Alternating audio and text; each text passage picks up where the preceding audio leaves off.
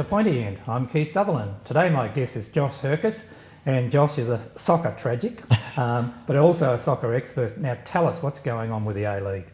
Well, it's probably been the most tumultuous week in the A-League's recent 10-year history of what it's been up and running. Obviously, the big issue started with Rebecca Wilson's article in the Sunday Telegraph. And Alan Jones liked it, of course. Yes, and look, there's some close connections there between Rebecca Wilson and Alan Jones's comments on his Monday morning show, equating the fans to some of the incidents which went on in Paris was... Which we had come to expect from Alan Jones, of course. Yes, we have, but I mean, look, I think the article actually probably has led onto a lot of wider issues about the game itself and the FFA, and David Gallop's response to that, obviously not coming for another 3 or 4 days as he was in a conference in Asia at the time, so it was sort of left to linger and people were putting their 2 bits in from other media sources who have probably got a reputation for not loving football or soccer in this country at all. So Rebecca Wilson's obviously got a past of writing numerous articles. It happens probably once every 6 months that she'll say something inflammatory towards the game, and it just happens that this time is the first time that it really has stuck and caught on in a wider media sense. So it was really, David Gallop got a lot to answer for, because you said, okay, he was in a conference for 3 or 4 days, but the reaction has been enormous since that time, and being CEO of the Football Federation of Australia, there just seems to be, I don't know, a lack of judgment. And then we've got a new chairman, Stephen Lowry, taking over from Father Frank. Just seems to be a transition, and everyone's sitting on their hands, or were sitting on their hands, and now it's out of control. Walkouts, people not attending soccer matches, they can't continue like this, so something's surely got to give. Yeah, look, I think David, at the very first statement he made, was right, that to say we're not addressing the issue of that very small minority, which there is an issue in terms of flares and very, very seldom acts of violence. And there's been 198 fans banned in football over 10 years. The average crowd figures for a season is 1.8 million people will go through those turnstiles. Compare that to, say, the Boxing Day test where Australia played England last time they were over. There are 196 just on Boxing Day itself. So I think it's probably David struggled to show that football has a different crowd. It's a different passion. It's a different sort of active support compared to what Australia's probably used to. And I think that issue probably should have been explained a little bit further. Now, David his problem was that he didn't really come out and back the fans and express that point well enough. That the fans felt that they weren't being supported and that they were being tarnished by the brush of a few. It also then led into the fact of what the process was for those banning orders. Those banning orders at the moment are where you can't actually get the evidence which is presented against you, and you can be banned for 5 to 10 years or life if it was a serious enough incident, even though there haven't been any of those. But the right of your appeal is you have to go through an A-League club with no formal application and prove you didn't do it. The big test case was a couple of years ago when they banned someone who was actually overseas at the time. And it took him 6 months to actually get through this process, which nobody has an outline or guideline for. I think the fans just want it that it's a clear, concise statement. If this is what happens, an incident in a game, then you'll be able to go through this process. If you're not happy with it, you're allowed one appeal. And the majority of fans can live with that. We live in a democratic society, and that's what it should be. Now, look, David's a brilliant administrator. And he did a great job at rugby league and things like that there, especially with the Super League and the NRL wars. But he's not a visionary. I really think the game's at a crossroads, and Stephen Lowy's probably been appointed, and hopefully he can step out from his father's shadow and not just continue on, and we can get a brand new vision. That's what it needs for the game in this country at the moment. As I understand it, what I've read on it, a fair bit on it, all the trouble sort of stemmed from about 2009. There were some riots before the pre-season and so on.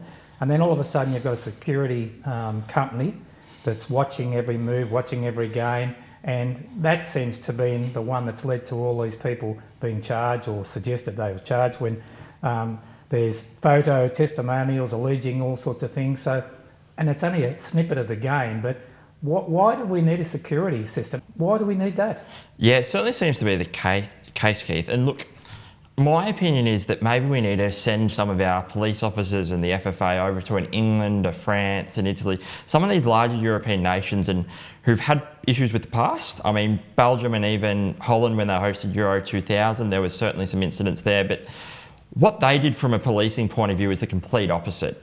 It was about working with the fans and almost getting them to self-police, having good policies in place when an incident did occur to be able to investigate and work with them and build that community spirit. And that's how you can really build this active support well and make it work for a wider community and it's one of those key factors of the game. The Melbourne victory versus Adelaide United game, the whole first half, the atmosphere was absolutely brilliant. And I had two AFL supporting friends down there, and they said the first half they were in awe. They couldn't believe with the chanting, the singing and the atmosphere going on. But then the fans walked out at half time. And it goes dead. And to be honest, it was basically, I think they were more worried about how quickly they could get to the bar to have another beer or something to be able to try to keep themselves entertained because the crowd had gone, which isn't what we want happening in this country. And I'm really for someone that wants our fans to work for the betterment of the game and to really work with those other community stakeholders. I think the police play an important and crucial role, like what they do at any major event, and it's got to be a collaborative effort.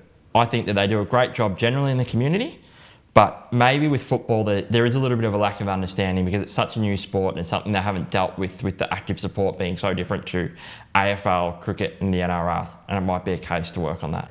Anyway, I want to move on to the ABC program that the World Cup bid, and that was an amazing program to see. We end up with one vote. What was wrong with the system? Were we absolutely naive to go into that?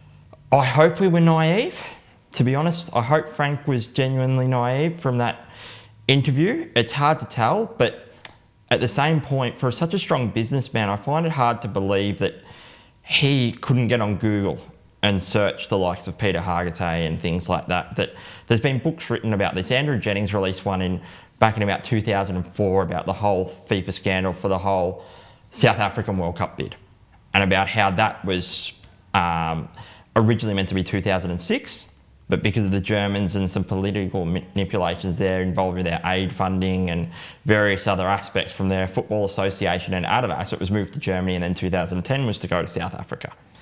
Things like that. It's been going on in the game notoriously since the 1970s. We needed to work a lot harder at our bid. The video didn't help. I'll say that as well. I was absolutely appalled at that video. I thought it was pretty ordinary too. When I sat there, I think it was about 2:30 a.m. from memory on it. It was a Friday night. I was there with probably about 10 of my friends, my younger brother and and we were all in the Socceroos gear hoping that we're going to win this World Cup. We honestly thought at the time it was the Americans, which was still going to be our biggest problem. And then when we saw the video, we were just blown away by the fact of how poor and how disrespectful we felt it was. The whole thing about it was, and they had a movie producer to sort of coax Frank in his bid, all the presentation, the whole thing, but it was just, the whole thing was flat. And not to know what was going on, because you've got to know in advance. But how do you pick it up from there? What's the next generation of the administration going to be like, and the FIFA officials? I don't know how you start. Look, the English are probably one of the examples of how you can go. 20 or 30 years ago, they were probably in a similar circumstance, where even at their own national level, the associations weren't probably run as transparently as what you would like. Now, they've gone through a process where I'd say that most of their administrators now are professionals. I mean, look, it might be a case if you go and steal someone from the NFL or NBA. I mean, football's the world's biggest sport. There's great sports administrators around the world in various other codes, and maybe it's a case of that you need to clean house and get some of those people involved. As you said, it's the world's biggest game, and then we end up like this, and we talk about it, and we've been talking about it, and everyone's known about it, and you see the officials being charged in Zurich, and it just was awful. All right, forgetting all that, what's happening on the local scene? Because you know what's going on, and what involvement are you having in the game on the local level? Because you seem to be missing from it for a little while. What's going on with you and the local game? Yeah, so obviously had a little bit of time away stepping out, and obviously was involved in Horizon House and some other community-based roles which I was engaged with. And I suppose I had my own experience with, obviously, football's political aspects is probably the best way to put that. This is in Bendigo we're talking about? Bendigo and probably the wider sort of state and things like that. And I needed a break from the game, from that administration side and things like that, and wasn't sort of willing to put my own time and effort for voluntary roles when the game itself can be a little bit, I suppose, harsh and demanding on people's time when you're trying to do it for the love of it. But look, I've probably taken that time away and gone back to enjoying the game as just a fan. But now joined up with new Bendigo City, which play in the NPL2. So Great. they're basically on their second year now. And so I went along to a few games last year, got to know the board members, and obviously even they had a tumultuous first season in a local sense and things like that. But I was sort of probably 6 weeks ago approached to sit and join on the board there, and sat down and went through and have been able to put a good plan in place for the next 5 years, sort of to be able to make sure the club's up, running, continuing, and long term for our juniors able to have a really good future. Well, Josh, that sounds really good, because you'd be lost to the game if you weren't. There's no one probably knows more about the game of soccer than you do, not just in Bendigo, not just in Australia, worldwide, because I've never known a fan that sort of absolutely idolise it and loves it like you do. So, Josh, thank you for coming in and informing us what's going on with the A-League. Let's hope all these problems are behind us, because it is a great league and it does deserve something better, but let's hope that they can get a resolution between David Gallop, the board and the fans, because it's really sad to see what's going on, and as you said, lacks atmosphere. So appreciate you coming on the Pointy End today to update us on everything.